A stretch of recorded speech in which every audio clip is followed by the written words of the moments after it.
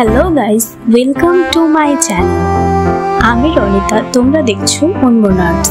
আজকে আমি তোমাদের সঙ্গে খুব ইউনিক একটা ক্রাফট ভিডিও তোমাদের সাথে শেয়ার করব। প্লাস্টার অফ প্যারিসের কাজ আমরা বাড়িতে মোটামুটি অনেকেই করে থাকি, তবে অনেক সময় আমরা মোল্ড পাই না, সেক্ষেত্রে বিভিন্ন জিনিস বানানোর ইচ্ছে থাকলেও বানানো যায় না। তো আজকে আমি দেখাবো আমরা কি করে বিভিন্ন মোল্ড জোগাড় করব। তো এখানে আমার কাছে ছিল একটা ক্রিমের যে উপরের যে পিচবোর্ডের বাক্সটা থাকে, সেই বাক্সটাকে আমি কেটে নিয়েছি এবং যেখান দিয়ে লিক হওয়ার সম্ভাবনা আছে সেগুলো মাস্কিং টেপ দিয়ে আটকে নিয়েছি। এবার আমি এটার মধ্যে প্লাস্টার অফ প্যারিস ভরে নিয়েছি যাতে মাপটা পাই।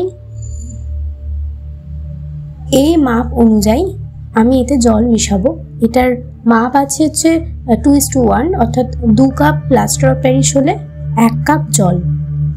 এই রেশিওতে আমরা এটাকে মিক্স করব, খুব ভালো করে মিক্স করব যাতে একটু লাম্পস না থাকে। আমি এখানে একটু কালার ইউজ করছি, তবে আমি জানি না কালারটা কতটা ভালোভাবে আসবে, কারণ প্লাস্টার অফ প্যারিস যেহেতু প্রচণ্ড পরিমাণে জল টানে, তার সঙ্গে কালারও টেনে নেয়, সেক্ষেত্রে রঙটা খুব হালকা হয়ে যায়।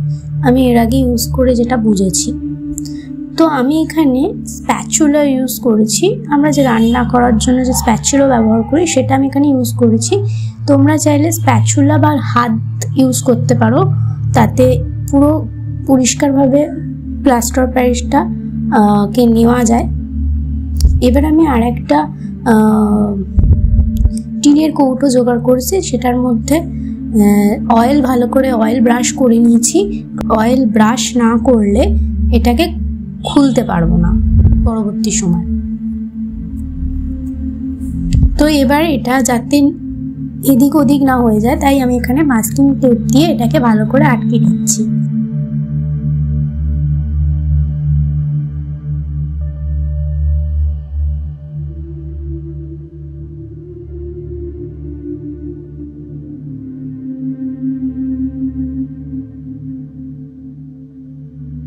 মোটামুটি প্লাস্টার অফ প্যারিস শুকাতে কম করে 2 থেকে 2.5 ঘন্টা মতো সময় নেয়।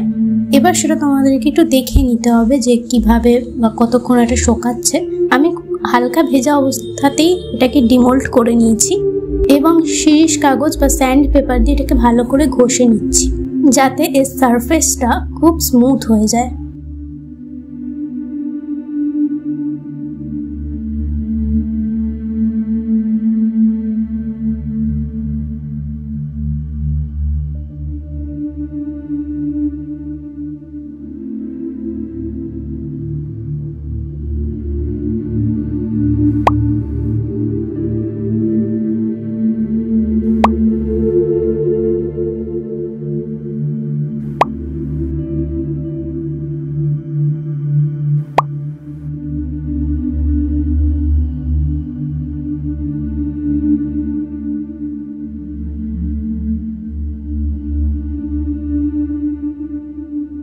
এখানে ছোট ছোট কিছু এয়ার বাবলসের জন্য লিকেজ হয়েছিল, সেগুলো আমি প্লাস্টার অফ প্যারিসের সাথে একটু জল দিয়ে গুলে সেটা এখানে লাগিয়ে নিচ্ছি যাতে এটা স্মুথ ফিনিশ আসে। তবে এই লিকেজগুলো কিন্তু এয়ার বাবলসের জন্য হয়, এটার জন্য কোনো রকম ক্ষতি হবে না। তোমরা দেখতে পাচ্ছ এটা পুরো শুকিয়ে গেছে এবং পুরো শুকিয়ে যাওয়ার পর আমি যে কালার করেছিলাম, যেটা তোমার প্লাস্টার অফ প্যারিসের সাথে মিশিয়েছিলাম, সেই কালারটা একদমই আসেনি, তাই এখানে আমি আলাদা করে কালার করে নিচ্ছি। আমি এখানে ক্যামেলের ট্রান্সপারেন্ট যে কালারটা হয়, ট্রান্সপারেন্ট ফটো কালার ড্রপ বারের মাধ্যমে যেটা আসে, সেইটা ইউজ করেছি। তোমরা চাইলে অ্যাক্রিলিক কালার ইউজ করতে পারো, প্লাস্টার অফ প্যারিসের ওপর অ্যাক্রিলিক কালার খুব সুন্দর যায়। আমি এখানে আসলে এক্সপেরিমেন্ট করছিলাম যে এই কালারগুলো কতটা ভালো আসে সেটা দেখার জন্য। তবে একটা জিনিস আমি দেখলাম, এটা ওয়াটারি এফেক্ট দিলেও এটা কিন্তু পুরোপুরি ওয়াটার কালারের মতো নয়, অনেকটা ইঙ্কের মতন, ওয়াটার ইঙ্কের মতন। এটা জলের সাথে মিশে যায় ঠিক কথাই, কিন্তু দেখছো আমার যে নিচে যে পেপারটা পাতা আছে সেটার ওপরে যে কোনো ওয়াটার কালার বা সেই রকম টাইপের জিনিস যদি লাগে সেটা মুছড়ে উঠে যায়। কিন্তু এটা হালকাভাবে কালারটা রয়ে গেছে একটা কালারের। তো আমি এটাই তোমাদেরকে বলবো যে এই রকম টাইপের কালার কিন্তু টোটালি ওয়াটার কালার হচ্ছে না। আমি ইউজ করে যেটা দেখলাম, তো এই কালারটা ইউজ করার সময় এই ব্যাপারটা মাথায় রেখো, যেখানে হালকা কালার করার কথা সেখানে তুমি জল মিশিয়ে তবে ইউজ করো, ডিরেক্ট ইউজ করতে যেও না, পরে জল মিশালে কিন্তু এটা উঠবে না।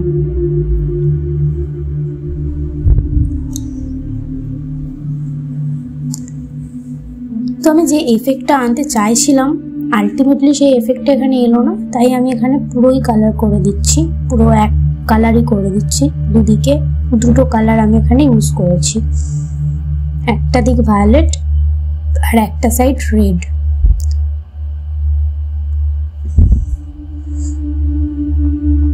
এটা একটু তোমার ব্লু সাইড ভায়োলেট, এটা আবার এটাকে তোমরা ভায়োলেট না বলে খুব ডিপ টাইপের ভায়োলেট বলতে পারো। এটা ভায়োলেটের একটা ডিপ সেট। আসলে সত্যি কথা বলতে প্লাস্টার অফ প্যারিসে না আমার আজকে আমি কালার করে যেটা বুঝতে পারছি যে বেস্ট হচ্ছে তোমার অ্যাক্রিলিক বা ফেব্রিক্রিল কালার বা ফেব্রিক, অ্যাক্রিলিক বা ফেব্রিক।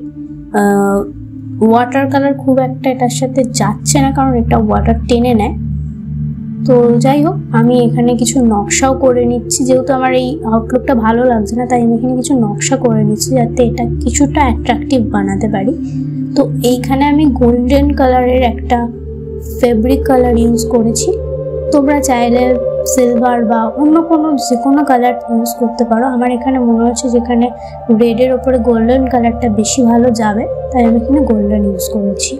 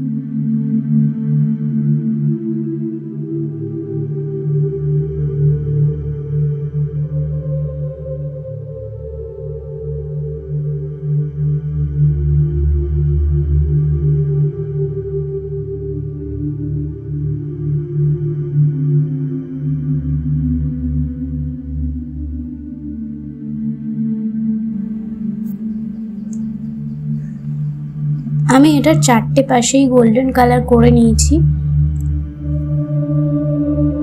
গোল্ডেন কালারের নকশা, আর এটার উপরে গোল্ডেন কালার করে নিয়েছি। এর পুরো লুকটা এইরকম এসেছে।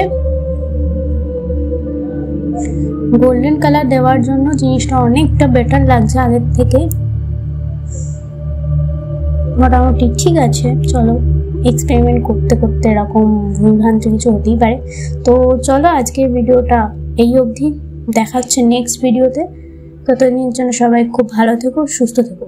আর একটা কথা, অবশ্যই আমার চ্যানেলটাকে সাবস্ক্রাইব করে আমার পাশে থেকো আর শেয়ার করো বন্ধু বান্ধবদের সঙ্গে। এরপরে আরও এরকম কিছু পার্ট তোমাদের জন্য আসছে, যেটা প্লাস্টার অফ প্যারিসের ওপর। তো চোখ রাখো চ্যানেলে। বাই।